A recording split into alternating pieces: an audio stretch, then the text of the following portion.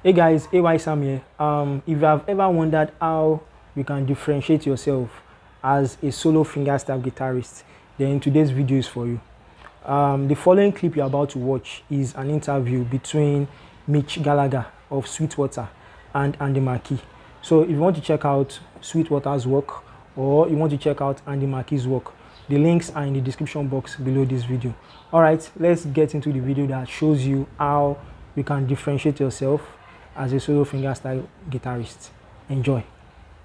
How do you differentiate yourself? How do you find a different path there that makes you stand out?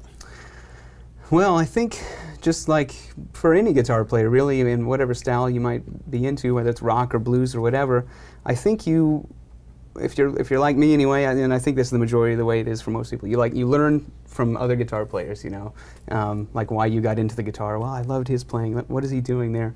And you end up doing that with so many different guitar players. And at the end of it, you end up with something kind of unique. When you start to write your own music, you've got all these influences and it's becoming your own thing.